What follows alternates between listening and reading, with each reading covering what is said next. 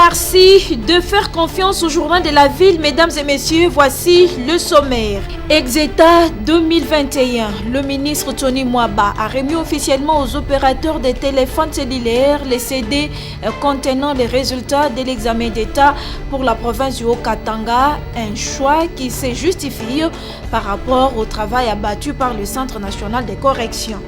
La prise en charge alimentaire et sanitaire des détenus en République démocratique du Congo, état des lieux, défis et perspectives, tel est le thème de la rencontre des concertations de gouverneurs avec la ministre d'État, ministre de la Justice et garde de Sceaux, ce jeudi 30 septembre par visioconférence.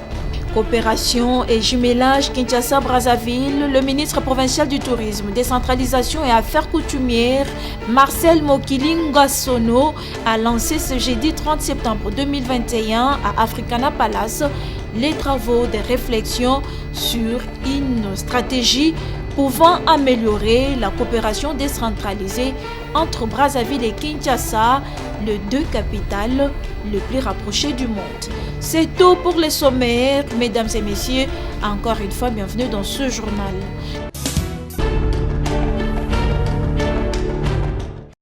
Le ministre de l'enseignement primaire, secondaire et technique, le professeur Tony Mwaba Kazadi, a remis officiellement ce jeudi 30 septembre les CD contenant les résultats de l'examen d'État édition 2021 aux opérateurs des téléphonies cellulaires en République démocratique du Congo. Cette année, Tony Mwaba innove avec l'introduction des e-diplômes, une application qui permet aux finalistes de télécharger et d'imprimer leurs attestations et réussites sans pour autant passer par l'inspection générale. À l'avenir, e-diplôme permettra aux finalistes de s'inscrire directement à l'université. Quant au retard enregistré dans la publication, le ministre de l'EPST, Tony Mwaba, note que cela est lié aux perturbations dues à la première et deuxième vague de la COVID-19, occasionnant ainsi ces retards dans les calendriers scolaires. Par ailleurs, le patron de l'EPST affirme la rentrée scolaire pour le lundi 4 octobre. Les choix de la province du Haut-Katanga se justifient par rapport au travail abattu par le Centre national de correction qui ne cesse d'œuvrer d'arrache-pied pour mettre à la disposition des finalistes les résultats dans un meilleur délai. Les représentants des réseaux téléphonie cellulaires réaffirment leur soutien au ministère pour la digitalisation des résultats.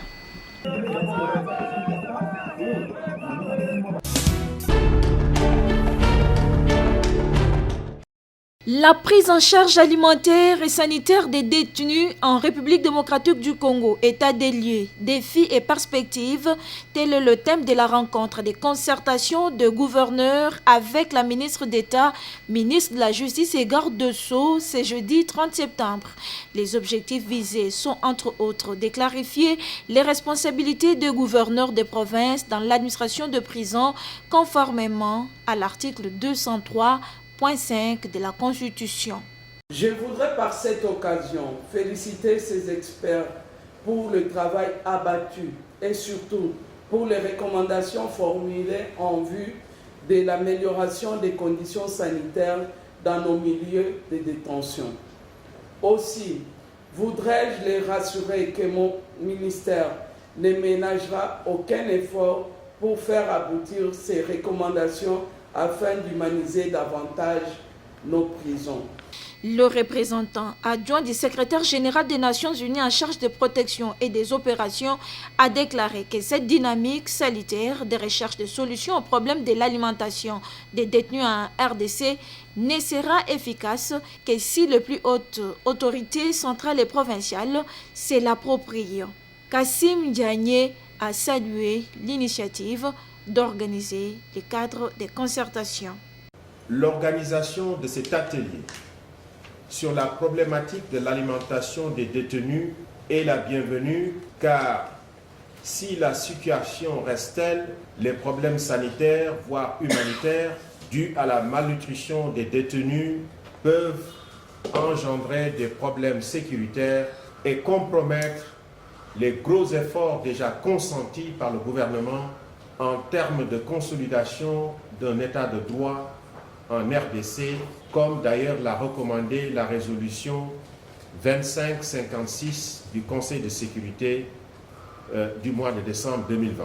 Selon lui, quelques perspectives sont envisagées telles que remettre sur pied les activités d'élevage, de production agricole et maraîchère visant à faciliter l'autosuffisance alimentaire, notamment par la mise en place de projets à caractère durable dans toutes les prisons du pays.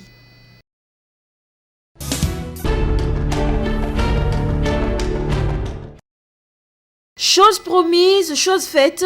En sa qualité du président de la Fondation Godard Motemona, le vice-ministre de Mines, avec l'accompagnement du docteur Christophe Ntalou, a remis ce jeudi 30 septembre 2021 les intrants du diabète contenant insuline, bandelettes et lecteurs de glycémie à la maison du diabète située au pavillon des diabétologies de l'hôpital Saint-Joseph de Limete. C'est pour permettre une meilleure prise en charge des malades du diabète à cet hôpital.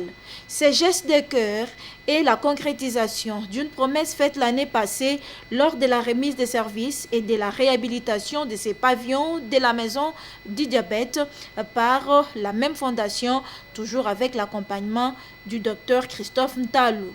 Ces gestes de cœur de ma fondation ainsi que l'accompagnement du docteur Christophe Ntalou s'inscrit dans le cadre de la vision de son Excellence M. Félix-Antoine Tshisekedi Tshilombo, président de la République et chef de l'État, consistant à la couverture de santé universelle. J'en appelle donc au sens des responsabilités des gestionnaires et bénéficiaires de ces dons pour qu'ils en fassent bon usage en vue de concourir tant soit peu à l'effort de réduction sensible des cas de diabète dans notre pays. C'est cet évangile que Fogombo pratique, donner à son prochain étant en réalité donné à Jésus-Christ. On avait dit à l'époque que Fogomo, l'ONG de son Excellence, ne vous lâchera pas. Et moi non plus, je vous avais dit que je ne vous laisserai pas tomber.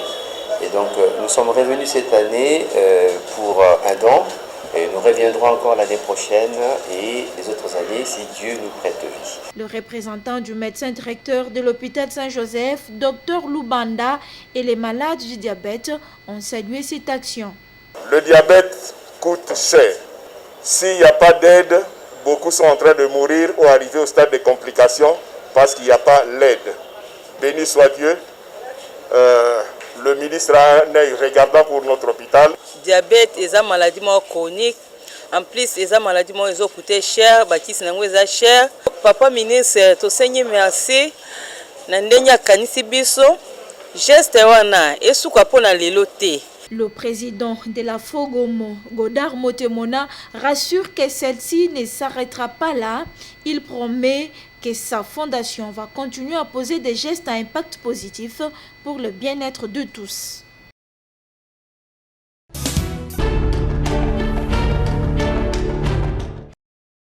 L'opération Kinbopeto à Kinshasa, Jean-Marie Mangalibi s'insurge contre l'abandon des tricycles destinés aux travaux sur l'avenue Pumbu à Gombe, lieu réservé à un bureau pour cette opération. Je crois qu'on est face à une réalité où je vais demander à M. le gouverneur, avec beaucoup de respect qu'on lui doit,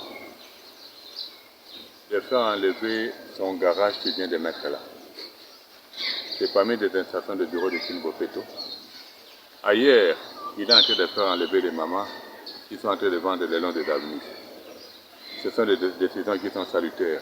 Entre-temps, lui-même, voilà comment il se comporte. Je crois que ça, ce n'est pas le premier élément qu'on a fait. On a commencé à le faire dès le début. On a essayé de le faire voir que c'est une avenue qui est censée être entretenue, mais pas commencer à créer des garages pareils.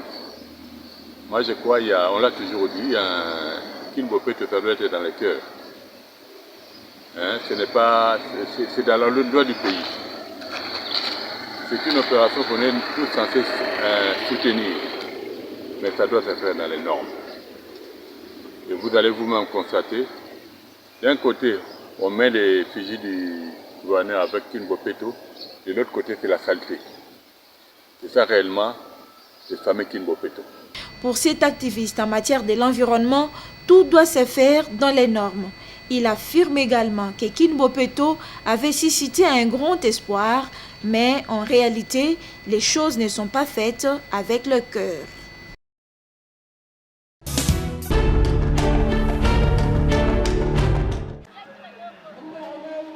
Après la commune de Barumbu, la journée porte ouverte initiée par le collectif 24 pour mettre en interaction la population et leurs autorités municipales était organisée également ce mercredi 29 septembre 2021 dans la commune d'Engaba. Ici, le bourgmestre Télé Mukwanga a présenté à sa population les réalisations de sa commune et les perspectives d'avenir. Le bourgmestre d'Engaba remercie par ailleurs le collectif 24 pour son accompagnement. Cette journée porte ouverte organisée à Ngaba entre dans le cadre de la célébration de la Journée internationale d'accès universel à l'information, précise le chargé de communication du collectif 24, Kitoko Loulé.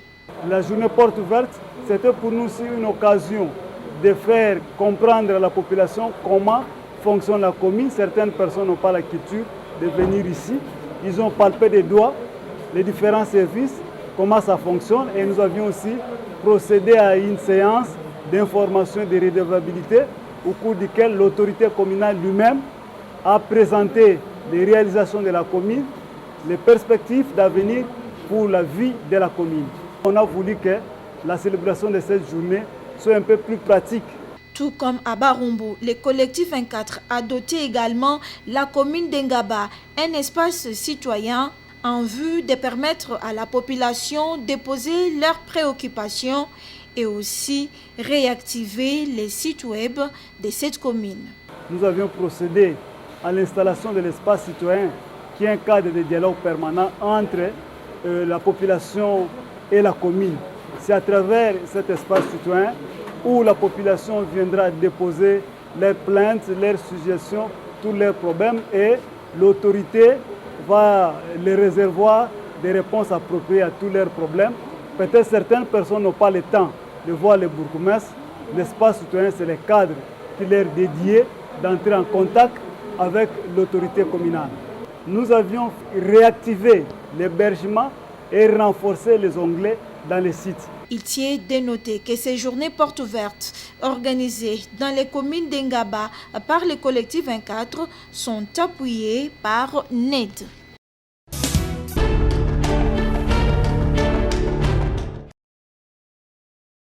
Situation Covid-19 en République démocratique du Congo, il y a une accalmie, pas de hausse des cas de personnes atteintes de la Covid-19.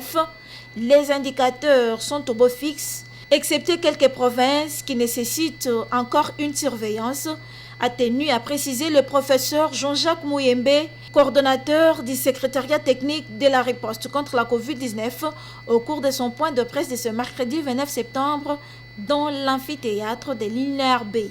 Cette accalmie ne veut pas dire que la pandémie de la Covid-19 a pris fin au pays. La population doit rester vigilante, insiste le docteur Mouyembe, qui appelle cette dernière à respecter les gestes barrières et surtout à se faire vacciner. Nous ne devons pas dire que l'épidémie est finie. Comme nous l'avons toujours dit, il y a risque d'avoir une quatrième vague que nous devons surveiller, pour lesquelles nous devons être vigilants et donc continuer à garder les gestes barrières et à nous faire vacciner. Les vaccins n'est pas obligatoire bien sûr, mais il est préférable de se faire vacciner, a souligné le virologue. Le vaccin n'est pas obligatoire, mais il est préférable de se faire vacciner. Par exemple, vous venez travailler ici à l'INRB, vous entrez dans cette salle. Il y a des personnes qui sont vaccinées, d'autres qui ne sont pas vaccinées. Donc il y a les risques que vous soyez infecté, que vous puissiez répandre votre virus dans cet auditoire. Personnellement, je vais décider dans les jours à venir pour que quiconque travaille à l'INRB doit présenter une carte de vaccination. Depuis l'arrivée des différents types de vaccins en République démocratique du Congo, le nombre de personnes vaccinées s'accroît du jour le jour, confirme le docteur Mouyembe. C'est vraiment impressionnant quand on voit le nombre de personnes qui sont vaccinées, mais ce n'est pas encore suffisant. Voir la République démocratique du Congo reprendre sa vie normale, c'est le souhait majeur du secrétariat technique de la riposte contre la COVID-19.